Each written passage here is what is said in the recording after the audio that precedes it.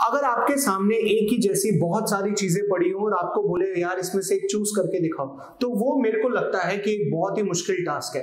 Similarly अगर आपके पास इतने सारे ऑप्शंस हैं बैंक के, इतने सारे ऑप्शंस, आज इंडिया के अंदर कितने बैंक से आप ये बात जानते हैं, और उसके अंदर भी वो आपको ऐसे ऐसे सेविंग अकाउंट्स प्रोवाइड करते हैं कि आप कंफ्यूज हो जाते हैं कि कौन सा अकाउंट ओपन करें। तो आज मैं आपकी इस बात पे हेल्प करने वाला हूं और मैं आपको बताने वाला हूं वो फैक्टर्स जो आपको कंसिडर करने चाहिए before opening a saving account. तो अगर आप फर्स्ट टाइम अपना सेविंग अकाउंट खोलने जा रहे हैं या आप अपने एग्जिस्टिंग सेविंग अकाउंट से परेशान हो चुके हैं, तो इन फैक्टर्स का ध्यान रखते हुए ही अपना सेविंग अकाउंट ओपन करें। तो विदाउट वेस्टिंग टाइम चलिए शुरुआत करते हैं आज का वीडियो। नमस्कार दोस्तों, मैं सी रोहित सेठी आज की इस वीडियो में आपका स्वागत करता हूं। दोस्तों आज की इस वीडियो में मैं आपको वो फैक्टर्स बताने वाला हूं जो आपको ध्यान में रखने चाहिए एक सेविंग अकाउंट खुलवाने से पहले। और मुझे लगता है ये बिल्कुल सही टाइम था ये वीडियो डालने का, क्योंकि अभी अभी रिसेंटली 12th का रिजल्ट आया है सीबीएसई का, और आने वाले कुछ दिनों में बाकी बोर्ड्स का भी रिजल्ट आ जाएगा।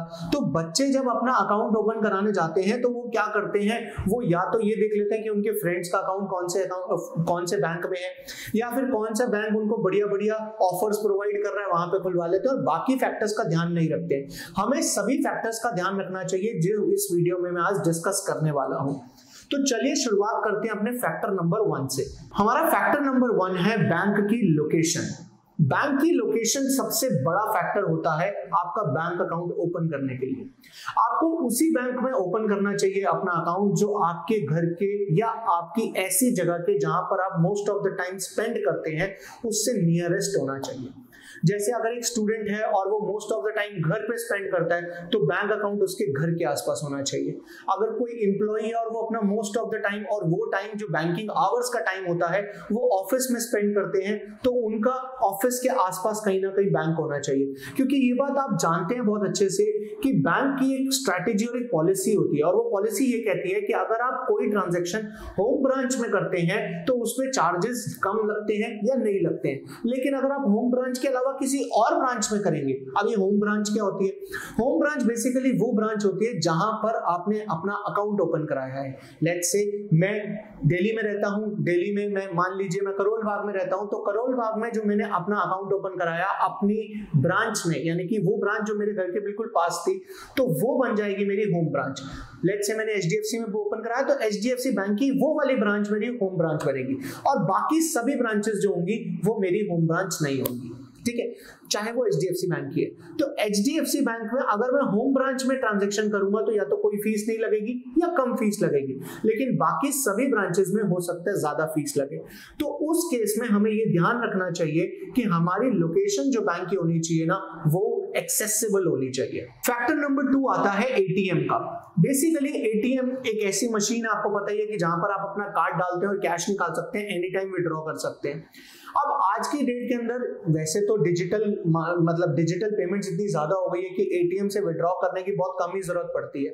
तो डिजिटली जब आप पेटीएम से या फिर आप फोन पे से या फिर आप भारत पे से, इन सभी ऐप से जब आप पे कर सकते हो तो आपको कैश की जरूरत नहीं पड़ती। तो एटीएम एक फैक्टर जो है वो कम प्रायोरिटी दी जाती है, बट स्टिल कई बार क्या होता है, कहीं जगह पर हमारे को कैश की बहुत ज्यादा जरूरत होती है और वहां कैश के अलावा कोई और ऑल्टरनेटिव नहीं होता। तो उस केस में हमारा जो एटीएम होना चाहिए ना, उसी बैंक का हमारे घर के आसपास एक्सेसिबल होना चाहिए। इनफैक्ट और भी एटीएम्स उस बैंक के होने चाहिए। मान लीजिए आपने एक ऐसे बैंक में अकाउंट खुलवा लिया जिसका एटीएम आपके घर के पास तो है, बट वैसे अगर आप ऑल ओवर सिटी में बात करो तो बहुत कम एटीएम है। तो नंबर ऑफ एटीएम ज्यादा होने चाहिए, क्योंकि अगर आप बैंक के एटीएम से ही पैसा निकालेंगे तो कम फीस लगती है या कोई फीस नहीं लगती, लेकिन अगर आप किसी और बैंक के एटीएम से कैश विड्रॉ करेंगे तो उसके चार्जेस लगते हैं, जैसा कि आप ये बात जानते हैं। पॉइंट नंबर 3 है बहुत important, that is average balance requirement. कई बैंक आपको बोलते हैं कि आपको एवरेज क्वार्टरली बैलेंस रखना पड़ेगा, कई बैंक बोलते हैं आपको एवरेज मंथली बैलेंस रखना पड़ेगा, और कई बैंक बोलते हैं जीरो बैलेंस। अब जीरो बैलेंस में बेसिकली जो बैंक आपको इंटरेस्ट देता है या बेसिकली जो आपको सर्विसेज प्रोवाइड करता है या आपको ऑफर्स देता है वो कम होते हैं एज कंपेयर टू आपका जिसमें एवरेज मंथली बैलेंस या एवरेज क्वार्टरली बैलेंस आपको मेंटेन करना होता है। बेसिकली ये एवरेज मंथली बैलेंस का मतलब क्या है? मतलब ये है कि मान लो आपने एक ऐसा अकाउंट ओपन करवाया जिसमें आपको एवरेज मंथली बैलेंस 25,000 रुपए रखना है, यानी कि पूरे मंथ में में आपका बैलेंस 25,000 रुपए होना चाहिए। 25,000 पूरे मंथ में आपका बैलेंस एवरेज होना चाहिए। फॉर एन एग्जाम्पल, मैंने एक दिन के लिए अपने बैंक अकाउंट में 7.5 लाख रुपए रख दिए, एक दिन के लिए 7.5 लाख रुपए रख दिए, और बाकी 29 दिन मैंने एक भी पैसा नहीं रखा। तो बैंक क्या करेगा? बैंक ये नहीं देखेगा कि लास्ट में पैसा कितना है, बैंक ये देखेगा कि पूरे मंथ का एवरेज कितना आ रहा है। अगर पूरे मंथ का एवरेज 25,000 से ज्यादा है, जैसे इस केस में मेरे आ जाएगा 25,000 से ज्यादा, तो उस केस में मेरे कोई चार्जेस नहीं लगेंगे। तो बेसिकली आपको ये ध्यान देना है कि अगर आपको लगता है कि आप बैलेंस मेंटेन नहीं कर पाएंगे, तो आपको उस बैंक में अकाउंट खुलवाना चाहिए जिसका एवरेज बैलेंस रिक्वायरमेंट जो है वो कम है। जिसमें एवरेज बैलेंस रिक्वायरमेंट ज्यादा है, वहां पर आपको ये ध्यान हमेशा रखना पड़ेगा कि आपको वो बैलेंस मेंटेन करना है। पॉइंट नंबर 5 है ऑनलाइन बैंकिंग और एप्स। जैसा कि आप जानते हैं कि डिजिटल जो पेमेंट्स है वो कितनी बढ़ती जा रही है, तो उस केस में आपके पास एक ऑनलाइन एक्सेस होना बहुत जरूरी है। ऑल्दो इस टाइम पे सभी बैंक्स, ऑलमोस्ट सारे बैंक्स प्रोवाइड करते हैं internet banking free of cost, और एप्स भी प्रोवाइड करते हैं, लेकिन वो एप्स कितनी यूजर फ्रेंडली हैं, वो एप्स कितना इजीली एक्सेसिबल है और कितना इजी टू अंडरस्टैंड है, ये आपको देखना है। तो उसके लिए आप क्या कर सकते हैं, आप रेफर कर सकते हैं उस बैंक की वेबसाइट पे जाकर कि जो उनकी एप्स हैं और जो उनकी नेट बैंकिंग है उसका डेमो देख सकते हैं कि वो कितनी इजी टू अंडरस्टैंड है, आप उसमें से ट्रांजेक्शन कर पाएंगे या नहीं कर पाएंगे। और सेफ्टी का भी आपको ध्यान रखना है कि जैसे 2 फैक्टर ऑथेंटिकेशन है या नहीं है, आपके पास ओटीपी आएगा या नहीं आएगा, इन सब बातों का आपको खास ध्यान रखना है before opening a saving account. Although इस टाइम पे जितने भी बैंक्स हैं वो सेफ्टी का खुद बहुत ज्यादा ध्यान रखते हैं, बट क्योंकि आपका पैसा है, ध्यान आपको भी रखना है, तो इट्स बेटर कि आप अकाउंट ओपन करवाने से पहले जिस भी बैंक में अकाउंट ओपन कराने का सोच रहे हैं उसकी नेट बैंकिंग का डेमो जरूर देख लीजिए। पॉइंट नंबर 5 हर बंदा देखता है, हर बंदा, दैट इज इंटरेस्ट रेट। देखो बेसिकली क्या होता है, सेविंग अकाउंट के अंदर पैसा रखना, दैट मीन्स हम वो ही पैसा रखेंगे जो हमारा इमरजेंसी फंड है। इमरजेंसी फंड के अलावा हम सेविंग अकाउंट में पैसे नहीं रखते। वैसे तो हम कोशिश करते हैं कि इमरजेंसी फंड को भी हम एफडी में करवा के रखें, बट ठीक है, सेविंग अकाउंट में भी इमरजेंसी फंड चलता है। और इमरजेंसी फंड कितना होना चाहिए? हमारे मंथली एक्सपेंस का 6 times, right.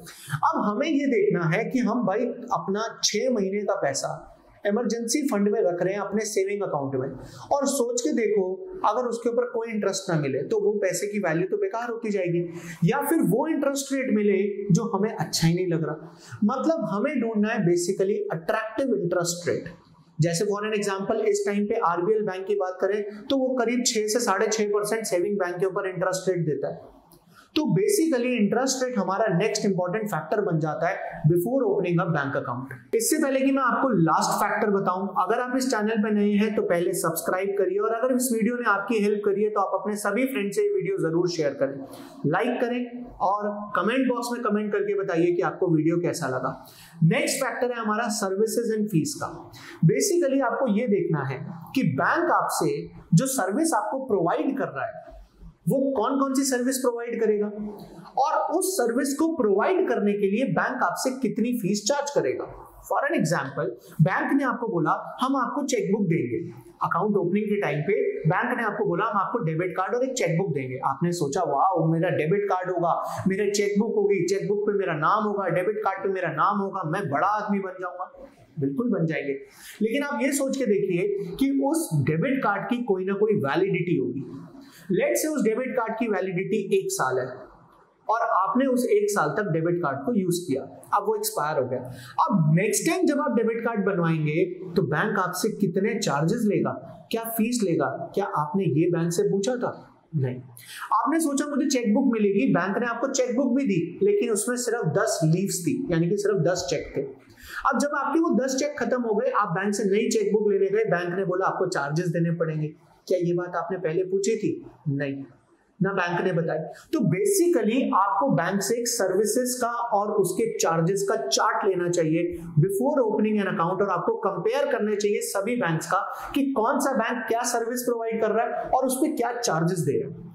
For an example, कई बैंक लॉकर सर्विसेज प्रोवाइड करते हैं जिसके चार्जेस लेते हैं एनुअली 4,000 रुपए, और वही कई बैंक उसके 8,000 भी लेते हैं, वही कई बैंक उसके 12,000 भी लेते हैं। तो आपको बेसिकली ये देखना है कि आपको कौन कौन सी सर्विसेज चाहिए और उन सर्विसेज का बैंक आपसे क्या चार्जेस ले रहा है। तो ये पॉइंट आपको खास ध्यान में रखने हैं।